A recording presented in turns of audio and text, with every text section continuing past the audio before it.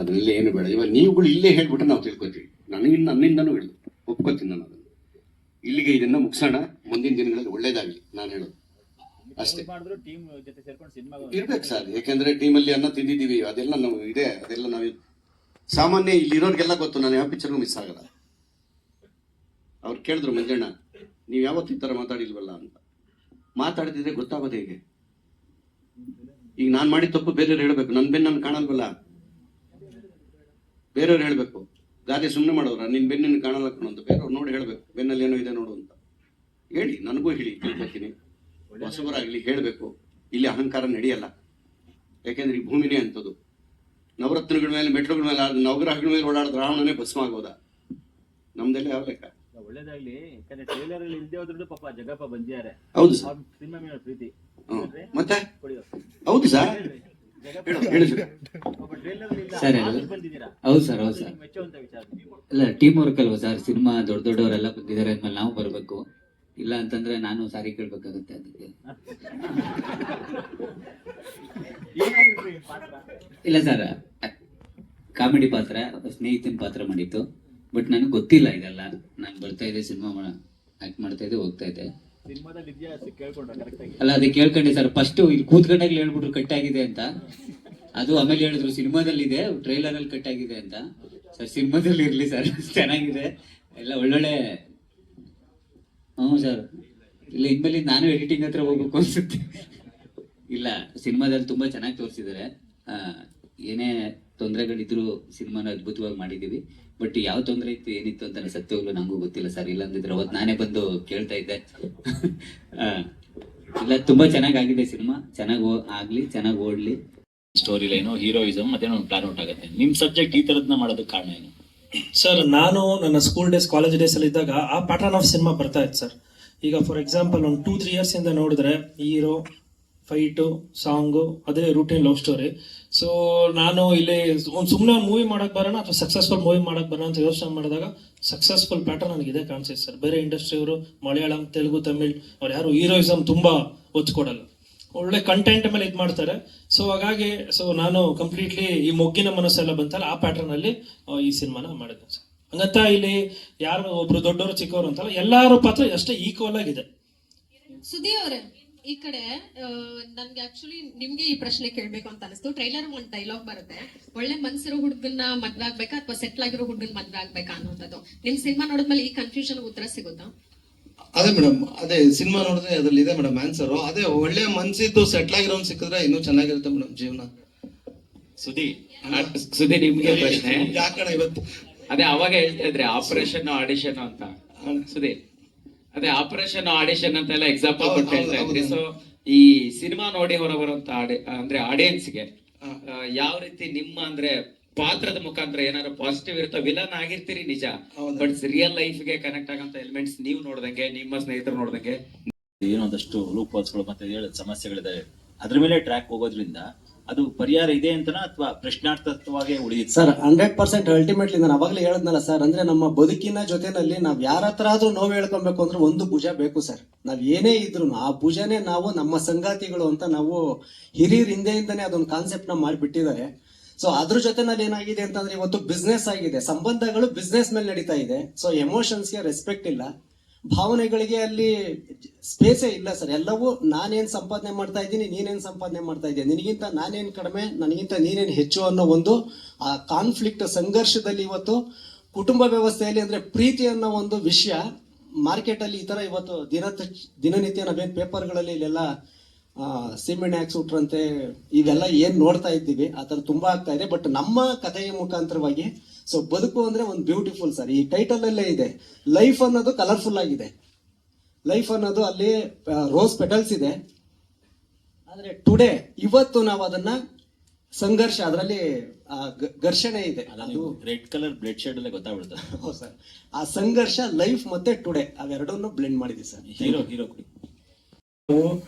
ಏನ್ ದುಡಿತೀವಿ, ಎಷ್ಟು ಸಂಪಾದನೆ ಮಾಡ್ತಾ ಇದ್ದೀವಿ, ಎಲ್ಲಿದ್ದೀವಿ ಅನ್ನೋದಕ್ಕಿಂತ ಹೆಚ್ಚಾಗಿ ಹೇಗ್ ಬದುಕ್ತಾ ಇದ್ದೀವಿ ನಾವು 4 ಗೋಡೆ ಮಧ್ಯ ಅನ್ನೋದು ತುಂಬಾ ಇಂಪಾರ್ಟೆಂಟ್ ಆಗುತ್ತೆ. ನಾವು ಇಲ್ಲಿಂದ ಹೋದ್ರೆ ಕೊನೆಗೆ ಮನೆಗೆ ಹೋಗ್ಬೇಕು.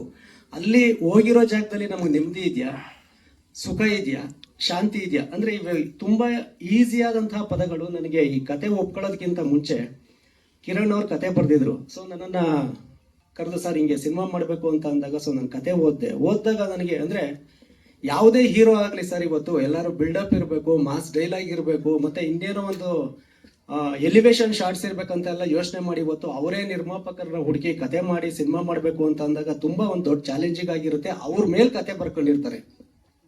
ನನಗೆ ಕತೆ ಓದ್ತಾ ಇದ್ದಾಗ ಆಶ್ಚರ್ಯ ಆಯಿತು, ಇದೇನು ಗುರು ಎಲ್ಲ ಹೀರೋಯಿನ್ ಮೇಲೆ ಟ್ರಾವೆಲ್ ಆಗ್ತಾ ಇದೆಯಲ್ಲ, ನನ್ನ ಎಮೋಷನ್ಸ್ಗೆ ಹತ್ರದಲ್ಲಿ ಇದೆಯಲ್ಲ, ಅಂದರೆ ನಾನು ಹೇಳೋವಂಥ ಕತೆಗಳಿಗೆ ತುಂಬ ಸನಿಹದಲ್ಲಿ ಇದೆಯಲ್ಲ ಅಂತ ಅಂದಾಗ ಸರ್ ಈ ಕತೆನ ನಾನು ಡೈರೆಕ್ಷನ್ ಮಾಡಲೇಬೇಕು ಅಂತ ಹೇಳಿ ಅವರು ಸಹ ಖುಷಿಯಿಂದ ಈ ಟ್ರಾವೆಲ್ ಶುರುವಾಗಿದ್ದು.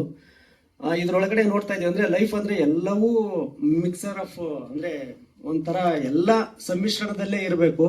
ಹಾಸ್ಯ ಇಲ್ಲ ಸುಮಾರು ಅಂದರೆ ನಾವು ಟ್ರೈಲರ್ ಕಟ್ ಮಾಡಬೇಕಾದ್ರೆ ಈ ಸಿನಿಮಾದಲ್ಲಿ ಎಲ್ಲ ಇದೆ ಗುರು, ಲವ್ ಇದೆ, ಆ್ಯಕ್ಷನ್ ಇದೆ, ಇನ್ನೊಂದಿದೆ, ಮತ್ತೊಂದಿದೆ, ಎಲ್ಲ ಮೋಸ ಇದೆ ಅಂತ ಸರ್ ಹೇಳಿದ್ರು ಚೆನ್ನಾಗಿ. ಇದರಲ್ಲಿ ಹಾಸ್ಯನೂ ಇದೆ ಸರ್, ಅದನ್ನು ಮ್ಯೂಟ್ ಮಾಡಿದ್ದೀವಿ. ಅವರಿದ್ದಾರೆ ಮ್ಯೂಟ್ ಅಂದರೆ ಕಟ್ ಮಾಡಿದ್ದೀವಿ. ಥಿಯೇಟ್ರಿಗೆ ಬಂದಾಗ ನಿಮ್ಮ ಜೊತೆ ಅದು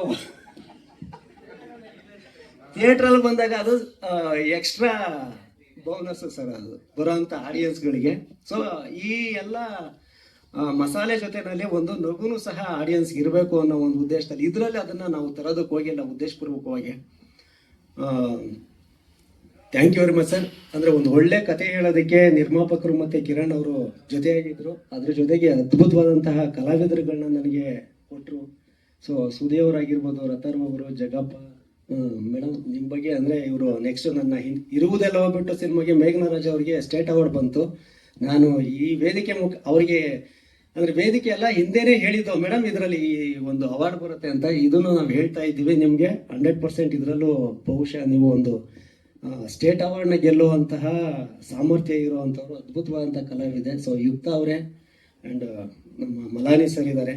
ತುಂಬ ಎಲ್ಲ ಒಂದು ಚಂದದ ಟೀಮ್ ಜೊತೆಯಲ್ಲಿ ನನಗೆ ಇವತ್ತು ಮಿಸ್ ಆದರೂ ನಮ್ಮ ಮ್ಯೂಸಿಕ್ ಡೈರೆಕ್ಟರ್ ಅವರು ಸಹ ಈ ಸಿನಿಮಾ ಹೀರೋ ಅದ್ಭುತವಾಗಿ ರೀರೆಕಾರ್ಡಿಂಗ್ ಮಾಡಿದ್ದಾರೆ. ಬಗ್ಗೆ ಒಬ್ರೊಬ್ರು ಒಂದು ಒಪಿನಿಯನ್ ಕೊಡ್ತಾ ಇದ್ದಾರೆ. That's good. ಆಕ್ಚುಲಿ ಒಬ್ರೊಬ್ರಿಗೆ ಈ ತರ ಒಂದೊಂದ್ ತರ ಅನಿಸ್ತದೆ ಅಂದ್ರೆ ಅದು ನಮ್ಗೆ ಒಳ್ಳೇದೆ. ಜನಕ್ಕೆ ಏನೋ ಒಂದು ತಲೆಗೆ ಬರ್ತಾ ಇದೆ ಸಿನಿಮಾದಲ್ಲಿ ಏನೋ ಒಂದಿದೆ ಅನ್ನೋದಂತ. ಬಟ್ ನನ್ನ ಕೇಳಿದ್ರೆ ಸರ್ ಹೇಳ್ದಂಗೆ ಬಕೆಟ್ಗೆ ತುಂಬ್ತಾ ಇದ್ದಾರೆ, ಆಮೇಲೆ ಏನೋ ಬೆಟ್ಟದಿಂದ ತಳ್ತಾ ಇದ್ದಾರೆ. ನಮ್ಮ ಸುಧೀರ್ ಅವ್ರು ಹೇಳ್ದಂಗೆ ದಿಸ್ ನೋ ಗೊತ್ತಿಲ್ಲ ನನಗೆ. ಒಂದು ಹೆಣ್ಣಿನ ಮನಸ್ಥಿತಿ, ಪ್ರೀತಿ ಅಥವಾ ಮದುವೆ ಅಂತ ಬಂದ್ರೆ ಆ ಮನಸ್ಥಿತಿ ಎರಡು ಅವಳ ಹಿಡಿತದಲ್ಲೇ ಇರೋದಿಲ್ಲ. ಅದರಿಂದಾಗಿ ಅವಳು ಏನೇನೆಲ್ಲ ಫೇಸ್ ಮಾಡ್ತಾಳೆ. ಸೊ ಅದು ಎರಡರಲ್ಲಿ ಅವಳೊಬ್ಳೆ ಮಾತ್ರ ಇರೋದಿಲ್ಲ, ಅವಳ ಫ್ಯಾಮಿಲಿ ಇರುತ್ತೆ, ಅವಳು ಪ್ರೀತಿಸೋ ಹುಡುಗ ಇರ್ತಾನೆ, ಮದುವೆ ಆಗೋ ಹುಡುಗ ಇರ್ತಾನೆ. ಸೊ ಇದೆಲ್ಲದನ್ನ ಅವಳು ಹೇಗೆ ಫೇಸ್ ಮಾಡ್ತಾಳೆ ಅನ್ನೋದನ್ನ ಈ ಸಿನಿಮಾದಲ್ಲಿ ತೋರ್ಸೋಕೆ ಹೊರಟಿದ್ದಾರೆ. ತುಂಬಾ ಚೆನ್ನಾಗಿ ಹೇಳಿದ್ದಾರೆ. ಲೈಫ್ ಟುಡೇ ಅನ್ನೋ ಟೈಟಲ್ ಆ ಪಾತ್ರಕ್ಕೆ ಆಪ್ಟ್ ಆಗಿದೆ. ಅದು ಸಿನಿಮಾ ನೋಡಿದ್ರೆ ಎಲ್ರಿಗೂ ಗೊತ್ತಾಗುತ್ತೆ. ಅಷ್ಟೇ. ಥ್ಯಾಂಕ್ ಯು ಲೇಖ ಅವರೇ. ಯುಕ್ತ. ಹಾಯ್, ಎಲ್ಲರಿಗೂ ನಮಸ್ಕಾರ. ಥ್ಯಾಂಕ್ ಯು ಸೋ ಮಚ್ ನೀವು ಎಲ್ಲರೂ ಬಂದಿದ್ದೀರಾ ಅಂತ. ಏನು ಸಿಚುವೇಶನ್ ತಕ್ಕಂಗೆ ನಮ್ಮ ಸಿನಿಮಾ ರಿಲೀಸ್ ಆಗ್ತಾ ಇದೆ. ಆ್ಯಕ್ಚುಲಿ ಪ್ರತಿಯೊಬ್ಬರು ಅವ್ರವ್ರ ಒಪಿನಿಯನ್ ಹೇಳಿದರು. ನನ್ನ ಒಪಿನಿಯನ್ ಏನಪ್ಪ ಅಂದರೆ, ಆ್ಯಕ್ಚುಲಿ ಲವರ್ಸ್ಗಳದ್ದು ಆಟ ಸ್ವಲ್ಪ ಜಾಸ್ತಿನೇ ಆಗ್ತಾ ಇದೆ. ಆ್ಯಂಡ್ ಬರೀ ಹೆಣ್ಮಕ್ಳು ಅಲ್ಲ, ಆ್ಯಕ್ಚುಲಿ ಈವನ್ ಗಂಡ್ಸ್ ಅವ್ರ ಮೇಲಾಗಿ ಅವ್ರು ಕೂಡ ತುಂಬ ಫೇಸ್ ಮಾಡ್ತಿದ್ದಾರೆ. ಈ ಕೊಲೆ ಮಾಡೋದು, ಮರ್ಡರ್ಸ್ ಎಲ್ಲ ತುಂಬ ಜಾಸ್ತಿ ಆಗ್ತಿದೆ. ಅದಕ್ಕೆ ಕಾರಣ ಯಾಕೆ ಏನು, ಅಥವಾ ಇಫ್ ಯು ಸಿ ಇನ್ನೊಂದು ಡೈಮೆನ್ಷನಲ್ಲಿ ಹೆಣ್ಮಕ್ಳು ಕೂಡ ತುಂಬ ಫೇಸ್ ಮಾಡ್ತಿದ್ದಾರೆ. ಸೊ ನಮ್ಮ ಸಿನಿಮಾ ದ್ವಾರ ನಾವು ಏನು ತೋರ್ಸೋಕ್ಕೆ ಪ್ರಯತ್ನ ಪಟ್ಟಿದ್ದೀರಾ ಅದು ನಿಮಗೆ 8ನೇ ಆಗಸ್ಟ್ ಸಿನಿಮಾದಲ್ಲಿ ಗೊತ್ತಾಗುತ್ತೆ. ಸೊ ದಯವಿಟ್ಟು ಬಂದು ನಮ್ಮ ಸಿನಿಮಾ ನೋಡಿ ಹರಿಸಿ ಅಂತ ಕೇಳ್ಕೊತೀನಿ. Thank you so much. Thank you Yukta ಅವರೇ. ಮತ್ತಷ್ಟು ತಲೆ ಈ ಪ್ರೆಸೆಂಟ್ ಸಿಚುವೇಶನ್ಗೆ ಆಪ್ಟ್ ಆಗೋ ಸಿನಿಮಾ ತುಂಬಾ ಚೆನ್ನಾಗಿ ಬಂದಿದೆ. ಸೊ ಎಲ್ಲದಕ್ಕೂ ಒಂದು ರಿಕ್ವೆಸ್ಟ್ ಅಷ್ಟೇ, ಪ್ಲೀಸ್ ಥಿಯೇಟರ್ಗೆ ಬನ್ನಿ, ನಮ್ಮ ಸಿನಿಮಾ ನೋಡಿ, ನಮ್ಮನ್ನೆಲ್ಲ ಗೆಲ್ಸಿ, ನಮ್ಮ ಟೀಮ್ಗೆ ಎಲ್ಲದೂ ಒಳ್ಳೇದಾಗಲಿ ಅಷ್ಟೇ. Thank you so much. Cockroach Sudhir sir. ಎಲ್ಲರಿಗೂ ನಮಸ್ಕಾರ. ಅದೇ ಈಗ ಟ್ರೈಲರ್ ನೋಡ್ತಿದ್ರೆ ಅದೇ ಅವತ್ತು ಹೇಳ್ದಂಗೆ ಅನ್ಸೋದು ಒಂದೇ, ಈಗ ಈ ಹುಡುಗರಿಗೆ ಲವ್ ಅನ್ನೋದು ಒಂಥರ ಈ ಜೀವನ್ ಮರಣದ ಆಪರೇಷನ್ ಇದ್ದಂಗೆ, ಹುಡುಗಿರಿಗೆ ಅದು ಆಡಿಷನ್ ಇದ್ದಂಗೆ. ನೋಡಿ ಸೆಲೆಕ್ಟ್ ಮಾಡ್ಕೊಂತಾರೆ ಯಾರನ್ನ ಬೇಕೋ ಅವ್ರಂಗ. ಹುಡುಗರಿಗೆ ಹಂಗಲ್ಲ. ಈಗ ನೋಡಿ ಈ ಲವ್ವಲ್ಲಿ ಕಾಂಪಿಟೇಟರ್ ಹತ್ರ ಆಡಿ ಇದೆ ಅಂತ ಗೊತ್ತಾಗಿದ ತಕ್ಷಣ ಹೀರೋ ದಾಡಿ ಬಿಡೋಕೆ ಶುರು ಮಾಡ್ಬಿಡ್ಬೇಕು. ಹಿಂಗೆ ಸಿಗಲ್ಲ, ಕಷ್ಟ ಅಂತ ಹಂಗೆ ಕಾಣಿಸ್ತಿತ್ತು. ನಾನು ಮೊನ್ನೆನೂ ಅದೇನೋ ಹೇಳ್ತಿದ್ದೆ, ಈಗ ಯಾರೇ ನೋಡಿದ್ರು ಈ ಲವ್ ಮಾಡೋರು ಇನ್ಸ್ಟಾಗ್ರಾಮ್ ಎಲ್ಲ ಹಿಂಗೆ ಅಂತ ಇರ್ತಾರೆ. ಆ ಹುಡುಗಿರು ಹಿಂಗೆ ಅಂದಾಗೆಲ್ಲ ನನಗೆ ನಾವು ಹಿಂಗೆ ಅಂತ ಇರಬೇಕು ಅಂತ ಫೀಲ್ ಆಗ್ತಿರುತ್ತೆ. ಇವತ್ತು ಹಂಗಿದೆ. ಕತೆ ಹಂಗೆ ಇದೆ. ನನಗೂ ಕರೆದು ಕೆಲಸ ಕೊಟ್ಟಿದ್ದಾರೆ ಪ್ರದೀಪ್ ಸರ್, ಕಿರಣ್ ಸರ್, ನಮ್ಮ ಡೈರೆಕ್ಟ್ರು. ಅವ್ರ ಜೊತೆ 2ನೇ ಸಿನಿಮಾ ಮಾಡ್ತಿರೋದು ನಾನು ಕಾಂತಾಣನ ಜೊತೆ. ಖುಷಿ ಆಗುತ್ತೆ. ಎಂಟರ್ ಟೀಮ್ ಒಳ್ಳೇದಾಗಲಿ. ಅದೇ ಈಗ ಟ್ರೈಲರ್ ಮಾಡಿ ಮುಂದೆ ಇಟ್ಟಿದ್ದೀವಿ. ನನ್ನೊಬ್ಬಂಗೆ ಚಿಕ್ಕ ಪುಟ್ಟ ಪ್ರಶ್ನೆ ಕೇಳಿ ಅಣ್ಣ. ನಾನು ಮಾಧ್ಯಮದ ಮಗು, ಒಂಚೂರು ಭಯ ಇಲ್ಲ, ಭಯ ನನಗೆ. ಅದಕ್ಕೆ ಎಲ್ಲ ಬಿಡಲ್ಲ, ನಿನ್ನೂ ಹಾಕತ್ತೀವಿ, ಇನ್ಕ್ಲೂಡಿಂಗ್ ಯು ಅಂದ್ಬಿಟ್ರೆ ಕಷ್ಟ. Yes, thank you. Thank you so much Sudeep sir. Jagappa ಹುಷಾರಾಯ್ತು. ಎಲ್ಲ ಅಣ್ಣನೇ ಹೇಳ್ಬಿಟ್ರು, ಪ್ರೊಡ್ಯೂಸರ್ ಹೇಳ್ಬಿಟ್ರು, ಡೈರೆಕ್ಟರ್ ಸರ್, ಹಾಗೆ ನಮ್ಮ ಹೀರೋ ಸರ್ ಎಲ್ಲ ಹೇಳಿದ್ದಾರೆ. ಲೈಫ್ ಟುಡೇ ಸಿನಿಮಾ ತುಂಬಾ ಚೆನ್ನಾಗಿದೆ. 6ನೇ ತಾರೀಕು ರಿಲೀಸ್ ಆಗ್ತಾ ಇದೆ, ಬಂದು ನೋಡಿ. Thank you. ಇವ್ರಿಗೆ ಗೊತ್ತಾಯ್ತು ನಾನು ಮಾಧ್ಯಮದ ಮಗು ಅಂದ್ರೆ ನನಗೂ ಪ್ರಶ್ನೆ ಕೇಳ್ತಾರೆ ಅಂತ. Thank you so much Lekha Chandra.